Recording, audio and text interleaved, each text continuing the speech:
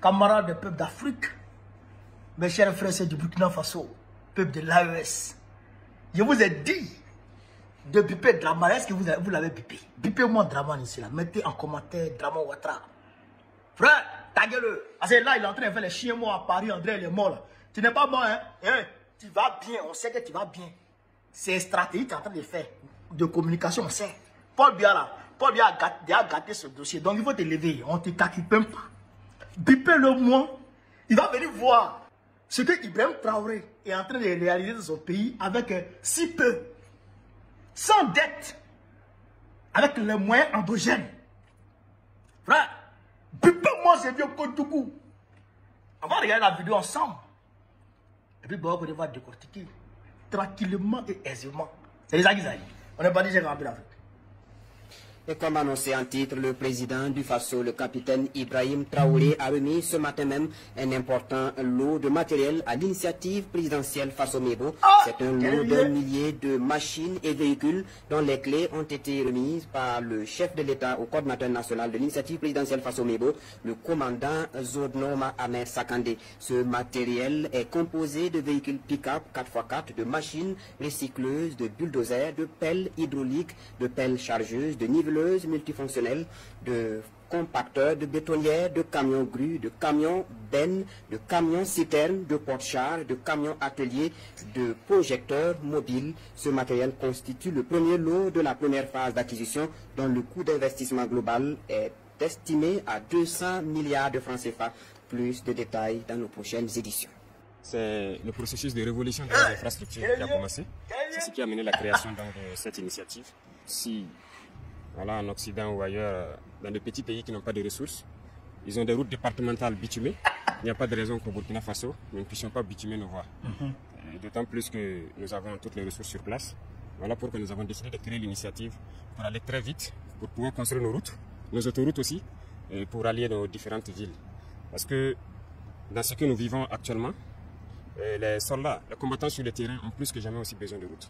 Vous pourrez les demander, leur priorité actuellement c'est la route. Et ça contribue beaucoup à la reconquête du territoire, à plus de 50% je dirais. Donc pour les accompagner également, nous avons besoin de construire beaucoup de routes pour les permettre d'effectuer donc avec audace et témérité. Et leur mission est que nous puissions donc accompagner cette reconquête-là. Et en plus de ça, que ce soit nos producteurs, nos transporteurs, nos commerçants, tout le monde a besoin de routes. Et cette initiative a pour mission de pouvoir accomplir cela. C'est un vaste programme, ça ce n'est qu'un cinquième je dirais du matériel qui est attendu. Dans la première phase qui est un investissement d'environ 200 milliards et la deuxième phase va suivre qui sera donc la partie bitumage et le rythme dépendra donc de ce que le peuple aura souhaité parce que très bientôt nous leur ferons un point de situation. L'objectif étant de pouvoir bitumer chaque année entre 3000 et 5000 km au Burkina Faso et j'espère que nous pourrons commencer très bientôt les travaux pour le bonheur du peuple burkinabé. Donc voilà ce qui nous a amené ici. Et il y aura une dernière phase qui va beaucoup impliquer les populations. Et donc cette phase, nous attendons que les gens puissent vraiment accompagner tous ceux qui travaillent au niveau de l'initiative pour qu'on puisse aller vite et bien et vraiment prendre soin de nos routes. Camarade d'Afrique. Ça là, si on n'a pas décortiqué ça là, est-ce que c'est normal? Ça là, si on n'a pas décortiqué ça pièce par pièce, est-ce que c'est normal, chers camarades d'Afrique? Non, Yoroman. Il faut décortiquer. Parce que si ce n'est pas décortiqué à tête, il faut qu'on décortique ça. Il faut décortiquer. Est-ce que vous avez pipé Draman même? Pipez-moi le vieux Kotougou, chers camarades d'Afrique. Il me dit, il y a des petits pays en Occident qui n'ont pas de ressources naturelles, bien entendu, qui construisent des autoroutes avec la qualité, avec le goudron de qualité. Et nous, qui avons tout, nous on roule sur la terre rouge. Nos véhicules vont s'embourber. Comme cela s'est fait entre Dalois et Gagnois. Entre San Pedro, chers camarades d'Afrique, et Gagnois, San Pedro, Gagnois, la route San Pedro. Sur la route de la côtière, San Pedro Abidjan s'est gâté. De mon village, Séguéla, Kani, c'est gâté. C'est moi, je vous parle. Séguéla, Kani, à là où je vous parle, là, aujourd'hui, on est le 28. Allez-y à Séguéla, et puis de Séguéla, allez-y à Kani, vous allez voir s'il y a route. Séguéla, Kani, il n'y a pas de ma région natale, allez-y voir s'il y a route là-bas. Alors, le capitaine dit, on ne peut pas accepter ça. Les petits pays comme la France, bon, il n'a pas dit la France, mais moi j'en suis dessus. Les petits pays comme la France qui n'ont pas de ressources naturelles. La France n'a pas de pétrole, elle n'a pas de gaz, elle n'a rien. Mais toutes ces routes sont bitumées. Les routes départementales, les routes nationales, tout est bitumé. Les autoroutes, les périphes, tout est bitumé. Tout. Ça vient d'où? Ça vient de l'Afrique. Donc, comme nous-mêmes, on est en Afrique, nous-mêmes, on sait maintenant, c'est que nos ressources là, c'est que ça vaut. Et puis, c'est qu'on peut faire ça. Donc, nous, maintenant, on fait ça. On travaille nos ressources. Donc, déjà, elle est en train de dire ici. Deuxièmement, chers camarades d'Afrique, on va aller petit à petit. On dit ici, chers camarades d'Afrique, remise d'équipement à l'initiative présidentielle Faso Mebo. Un millier d'engins remis par le chef de l'État. Autour de 5000 km de routes à bitumées par an. 5000 km de routes. 5000 km de routes à bitumées par an. Est-ce que vous avez compris ça? 5000 km par an. Ibrahim Traoré, il a 5 ans à faire d'abord, avant de parler d'élection. Donc ça fait 5000 km de route. Abidjan, Ouangolo-Dougou, ça fait environ 1000 km. Abidjan, Ouangolo-Dougou, tu traverses la Côte d'Ivoire en deux, ça fait 1000 km. Donc ça veut dire que tu fais bitume de ça une fois, 2 fois, 3 fois, 4 fois, 5 fois. C'est-à-dire que, chez Kamapé d'Afrique, il n'y aura pas de route départementale, ni de route nationale au Burkina Faso qui ne va pas avoir goudron. Toutes les routes du Burkina Faso seront goudronnées. C'est ça que ça veut dire ici. Ça là, le capitaine est en train de vous dire que les routes que vous empruntez et puis souvent vos rêves vous font mal, tout ça là, c'est fini maintenant. Lui, il a pris la décision, tout le monde sera servi, tout le monde aura goudron. C'est ça que ça veut dire d'abord. 5000 km par an. J'ai un camarade d'Afrique. On dit un lot de plus de 900 engins qui a été remis ce matin par le président du Faso, chef de l'État, le capitaine Ibrahim Traoré, au coordonnateur national de l'initiative présidentielle Faso Mebo, le commandant Zoudnoma Ahmed Sakandé. Ce matériel est composé de véhicules pick-up, 4x4, de machines recycleuses, de bulldozers, de pelles hydrauliques, de pelles chargeuses, de niveleuses, de bétonnières, de camions crus, de camions bennes, de camions citernes, de porte-chars, de camions ateliers, d'engins compacteurs, de projecteurs mobiles, etc. Camarades d'Afrique, je voudrais ici qu'on décortique cette petite partie d'abord. Ensuite, regardez les images. Regardez les images. Regardez les images. C'est marqué dessus Faso Mebo. Faso Mebo. Regardez sur les véhicules là. Hein. Regardez sur les véhicules là. C'est Faso Mebo, Faso Mebo, Faso Mebo, Faso Mebo. Ouais, non? Ouais, les véhicules. C'est vrai qu'il y a la marque du fabricant dessus qui est Chantouille. Mais c'est l'initiative Faso Mebo qui est flanquée sur toutes les machines, sur tous les engins. Regardez ça. Vous voyez ça, non? Même sur les voitures, c'est Faso Mebo. Vous voyez l'étiquette Faso Mebo. Allez-y revoir les images là. Je vais voir si je peux en mettre ici. Mais allez-y revoir les images. C'est Faso Mebo qui est dessus. Je voudrais que ça, on s'arrête et puis qu'on réfléchisse à ça. Quand Alassane Ouattara a dit en Côte d'Ivoire, quand les Ivoiriens étaient en train de dire, Monsieur le Président, l'argent ne circule pas, l'argent ne circule pas. Alassane Ouattara a dit, l'argent travaille. Donc, l'argent ne circule pas. Chers camarades d'Afrique, ça veut dire quoi? Ça veut dire que Alassane Ouattara est allé prendre crédit. Il allait s'endetter sur le marché international. Il a eu par exemple 100 milliards. Dans les 100 milliards, Bouygues a été appelé pour venir construire le 3e pont et d'autres infrastructures routières. Qu'est-ce qui s'est passé alors? Alassane Ouattara a pris près de 50 milliards, dans 100 milliards, hein, il a pris près de 50 milliards pour donner à Bouygues pour les matériels. C'est-à-dire les engins, le déplacement des engins, même ciment du 3e pont, ça venait de l'Europe. Ciment, même le fer du 3e pont, ça venait de la France. Aucun matériel du 3e pont n'est venu de la Côte d'Ivoire, jamais. Vous comprenez ça? Ça veut dire quoi? Ça veut dire qu'on a loué les engins de Bouygues. Donc tout l'argent, la moitié de l'argent est parti déjà dans les matériels de construction. Les matériels là qui fournissent, c'est Bouygues. Donc Bouygues a pris la moitié de l'argent. Vous comprenez? Donc Bouygues a pris la moitié de l'argent et ils ont fini de construire, ils ont pris leurs matériels, ils sont partis à ça.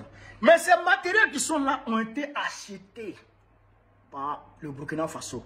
Donc ces matériels là seront utilisés par les Burkinabés et appartiennent désormais à l'État burkinabé. Donc demain, parce que Bouygues a fini le 3e pont, ils ont ramené les matériels. Donc, si on doit faire 4e pont, il faut aller louer les mêmes matériels encore. Est-ce que vous comprenez? Si on doit faire 5e pont, il faut aller louer les mêmes matériels encore. Or, le Burkina Faso a déjà acheté les matériels sont là. Vous comprenez? Donc, l'argent ne va plus partir sur Bouygues. Ou bien l'argent ne va plus partir sur quelque concessionnaire que ce soit encore. Donc cette partie-là, je voudrais qu'on retienne ça déjà. Pour dire que c'est un coup de génie, de patriotisme que le président de Faso a opéré là. Déjà. Au lieu de louer, il a acheté. À 200 milliards de francs CFA. Alors que la location dépasse ça déjà. Pour plus de 5000 kilomètres de bitume. Avec les ponts qui vont avec. Parce qu'on ne peut pas faire 5000 km sans croiser de bas-fonds ou de... Non, il faut des ponts. Donc, c'est-à-dire que c'est un chantier gigantesque qui sera lancé comme ça. Tous les Burkinabés vont travailler. Donc ça déjà, je voudrais déjà qu'on retienne ça. Déjà. Alors, chers camarades d'Afrique, on continue petit à petit. Donc, coup de génie du capitaine. Vous le capitaine Ibrahim Traoré, qui a passé en revue toutes les machines et véhicules livrés. Ce matériel constitue le premier lot pour la première phase d'acquisition dont le coût d'investissement global est d'environ 200 milliards. Dont le coût d'investissement global est d'environ... Donc, c'est-à-dire que les machines que vous voyez là même là, c'est pas tout. Ça, c'est, il a dit 1/5. Le reste arrive. Le reste arrive. C'est-à-dire qu'il y a ce que vous voyez là, il y a son 4 encore qui doit venir. Est-ce que vous comprenez ça? Les 900 que vous avez vus là, il y a 4 fois 900 encore qui arrivent. Oui, ça arrive encore. Comme lui-même il a dit, c'est le processus de révolution des infrastructures du Burkina Faso qui a commencé comme ça. Frère, non, Euromoney. Ça veut dire que il y a environ 3600 engins encore qui doivent venir. Dans les 200 milliards là, il y a environ, frère, 3600 engins encore qui doivent venir. Est-ce que le peuple burkinabé et le peuple africain réalisent ce qui est en train de se passer là au Burkina Faso? À la réalité, c'est un vaste chantier qui va absorber au moins 50% du taux de chômage au Burkina Faso. Au moins 50% du taux de chômage au Burkina Faso. Parce qu'il dit la prochaine phase, c'est le bitumage. Les chantiers vont s'ouvrir. C'est-à-dire qu'il y aura des Burkinabés qui vont conduire ces machines-là. Donc déjà, il y a 900 machines qui sont déjà là. 900 engins. Donc on a bien les chauffeurs. Pour rouler les voitures, là, on a bien les chauffeurs. C'est les Burkinabés qui vont conduire. On a besoin de conducteurs pour les machines. On a besoin de conducteurs pour les machines. Toutes les machines que vous voyez là, on a besoin de conducteurs pour ça. Celles qui vont venir encore, on a besoin de conducteurs aussi. Pour ça. Est-ce que vous comprenez ça? Donc il faut dire que environ, frère, 4000 à 5000 personnes dont on a besoin déjà pour conduire. Oui, 4 à 5 000 personnes dont on a besoin pour conduire. Maintenant, pour travailler sur le chantier,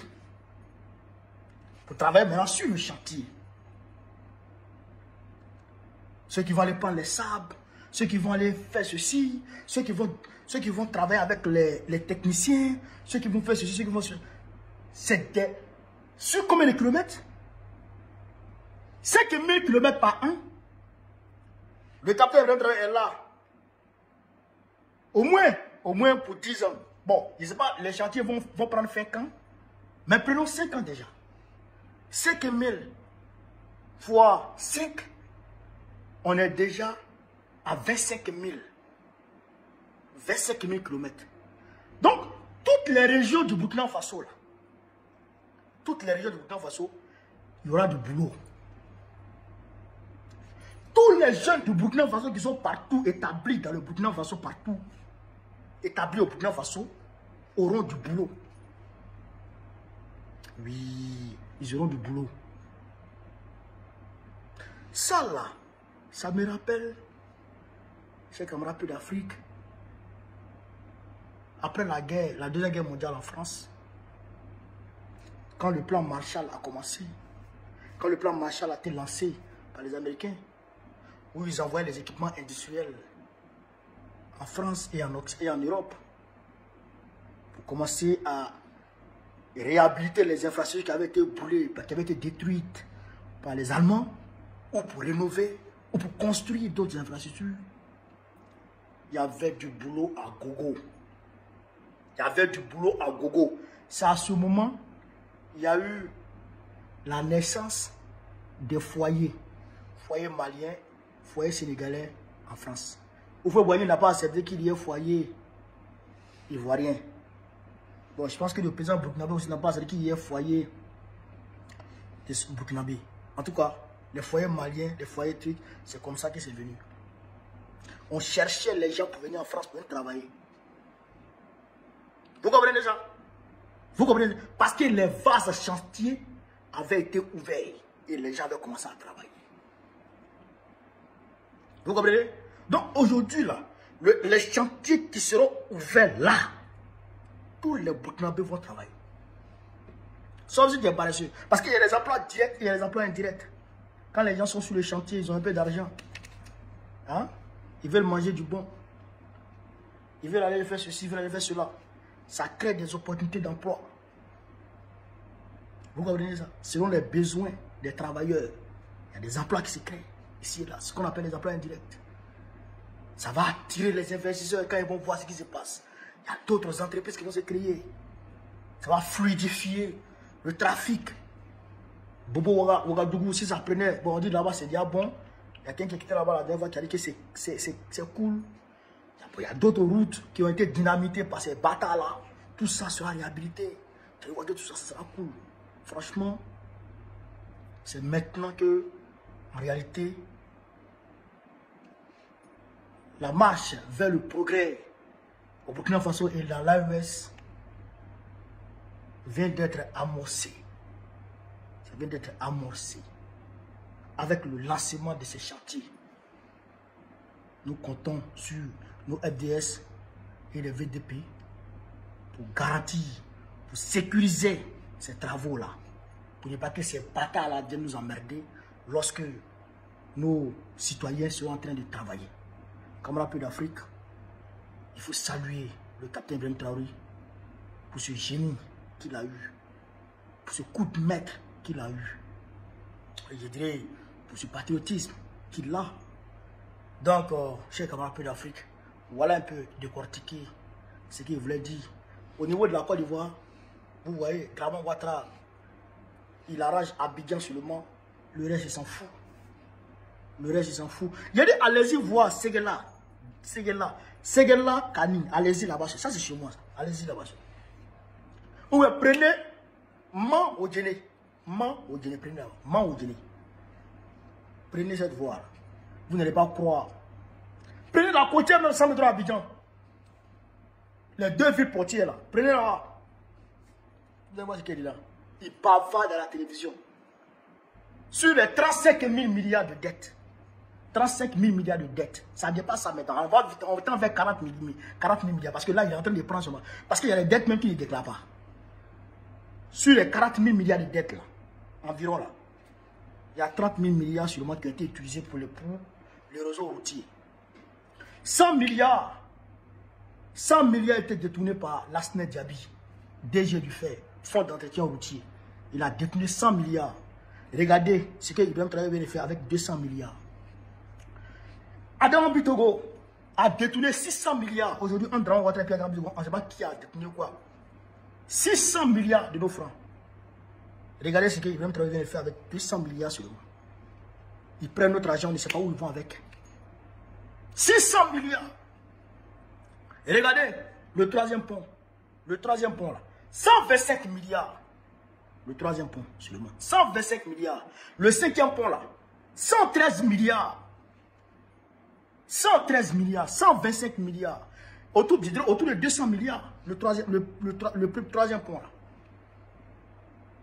Et c'est Bouy qui gère le troisième pont sur 30 ans. Sur 30 ans. C'est jusqu'en 2044.